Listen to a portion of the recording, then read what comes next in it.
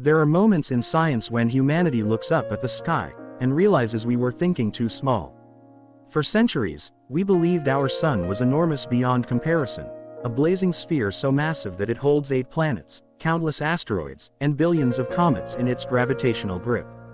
It dominates our solar system so completely that we instinctively assume it must be one of the giants of the cosmos.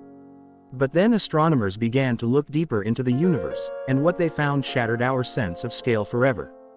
Because somewhere out there, far beyond our galaxy's spiral arms, are stars so large, so unfathomably immense, that they make our sun look like a grain of sand beside a mountain.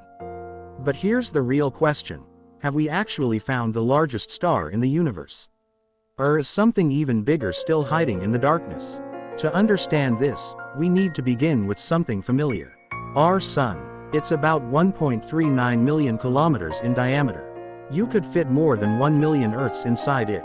Its core reaches temperatures of 15 million degrees Celsius. Every second, it fuses about 600 million tons of hydrogen into helium. It is a powerhouse of nuclear energy beyond comprehension. And yet, in the grand cosmic hierarchy, the sun is nothing more than a medium-sized star, an average yellow dwarf among hundreds of billions in our galaxy alone. That's when things start to become unsettling. Because scattered across the Milky Way are red supergiants, stars nearing the end of their lives, swollen to extraordinary proportions. These stars are not just bigger than the sun. They are hundreds, even thousands of times larger in diameter. If one of them replaced our sun, it would swallow Mercury, Venus, Earth, possibly even Jupiter. One of the first shockwaves came with the discovery of Betelgeuse, the red star marking the shoulder of Orion. Betelgeuse is so enormous that if placed at the center of our solar system, its surface would extend beyond Mars. For decades, it was considered one of the largest known stars. But Betelgeuse was only the beginning. As telescopes improved and infrared astronomy advanced, astronomers began cataloging even more extreme stellar titans. And then came a name that would dominate headlines: UY Scuti. UY Scuti is located roughly 9,500 light-years from Earth. At first glance, it doesn't look like much, just another faint dot in the constellation Scutum. But measurements revealed something astonishing. UY Scuti's radius is estimated to be about 1,700 times larger than the Sun's. Let that sink in. If placed in our solar system, its outer atmosphere would stretch past the orbit of Jupiter. Some estimates even suggest it could extend near Saturn. That's not just big, that's almost incomprehensible. Its diameter is nearly 2.4 billion kilometers. Light itself would take almost 7 hours to travel around its circumference. By comparison, light circles Earth in less than a second. And yet, despite these mind-breaking numbers, there's a problem. Measuring stars this large is incredibly difficult. These stars don't have solid surfaces. They have extended, turbulent atmospheres. Their outer layers pulse, expand, and contract. Dust clouds obscure measurements. Distance uncertainties can drastically change size estimates. So while UY Scuti is often labeled the largest known star, that title is not permanent. It is based on current data, and in astronomy, data evolves. Then astronomers discovered Stephenson 2-18. Stephenson 2-18 lies in a massive star cluster about 20,000 light-years away. Early estimates suggested it might be even larger than UY Scuti, potentially over 2,100 times the radius of the Sun. If accurate, this star would engulf Saturn's orbit if placed in our system. But here's where things get even more fascinating. Size in the universe is not as simple as diameter. There are stars called hypergiants, extremely massive stars that are not just large in radius but also incredibly heavy. Some stars, like R136A1 in the Large Magellanic Cloud, may not be the largest in diameter, but they are the most massive known stars ever observed, weighing in at over 200 times the mass of the Sun. And mass changes everything, because the most massive stars burn hotter, brighter, and die faster. They live only a few million years before exploding as supernovae or collapsing into black holes. Meanwhile, red supergiants like UY Scuti are bloated and less dense, gigantic but fragile, nearing the end of their life cycles. So what does it truly mean to be the largest? Is it radius, mass, volume, brightness, or something else entirely? The deeper astronomers look, the more complex the answer becomes. Some stars may appear larger due to extended gas envelopes. Others may shrink as new measurements refine distances. Some candidates for largest star have later been revised downward after better observations. And this leads to a chilling possibility. The largest star in the universe might not even have been discovered yet. Because our galaxy alone contains over 100 billion stars, and there are an estimated 2 trillion galaxies in the observable universe. The odds that we have already found the absolute largest star are astronomically small. Somewhere out there, perhaps hidden behind cosmic dust, perhaps in a distant starburst galaxy, could exist a stellar giant dwarfing anything we've ever measured. A star so enormous that even UY Scuti would look modest by comparison. But nature has limits. Stars can't grow infinitely large. At some point, gravity and radiation pressure reach a balance. If a star becomes too massive, it becomes unstable. It sheds mass through violent stellar winds. It tears itself apart. The universe has rules, and even giants must obey them. So the real question might not be, is this the largest star in the universe? The better question is, how large can a star physically become before the laws of physics say no? And that's where our journey is headed next. Because in part 2, we will dive into the physics of stellar limits, the battle between gravity and radiation, the Eddington Limit, the instability of hypergiants, and why the universe might have a maximum size cap for stars. And what we discover might completely change how you think about cosmic giants. If UY Scuti, Stephenson 2-18, and other red supergiants are so unimaginably vast, why doesn't the universe simply create stars even larger? Why not a star the size of a solar system?